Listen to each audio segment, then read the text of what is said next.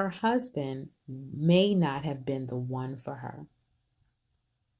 That's like, oh my gosh. For some people that are that were in a good relationship, that's like blasphemous. That's like, oh my gosh, like nobody wants to say something like that because it suggests that, you didn't love them that much, or that y'all's relationship wasn't everything, or that, maybe you're looking for something better.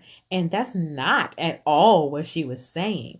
But those are the feelings that come up when you hear something like that.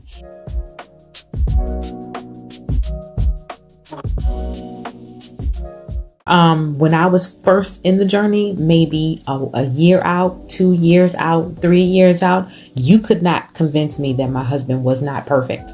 He was the perfect husband. He was the perfect father. He was perfect everything. I had idolized him, martyred him, and that was that. And so saying out loud, maybe he wasn't the one for me, or maybe he wasn't the one I was supposed to spend the rest of my life with, that was blasphemous. I'm not saying that. That was terrible, So, but then moving forward, a couple years later, I meet somebody who showed me that I could be loved in ways that I had shut myself off to when I decided my husband was perfect, when I decided he was irreplaceable, so I had to learn how to open those parts of myself to even recognize love in different ways for those parts of me that had decided he was the be all and end all. So I was kind of, open to it, and I would change the sentence a little bit and say, it's not that he wasn't the one for me. It's that he was supposed to spend the rest of his life with me, but maybe I wasn't supposed to spend the rest of my life with him. Maybe to get to where I'm going, that had to happen. And that made me sad. And that wasn't, the most, positive way to look at it at that time for me, because it made me feel like, well, dang, how come he couldn't come with me in my journey? And that's the hard truth of it. In the journey of change, no matter who they are, when they say everybody can't come with you, they're not talking about people that you don't like, people that have wronged you, people that are against you, people that, didn't understand. They're talking about everybody. Not everybody is going to be able to come with you in this journey of your life. There's some places you're going to have to let people go. Because like we say all the time, people are borrowed. They're temporary. Whether that's positive or negative in your mind, it doesn't matter. It's the truth. So even more now, fast forward 10 years into my journey, I can absolutely say that sentence is true. The one that hurt so much to admit so long ago. And the reason is because I think the part of moving forward is about letting go.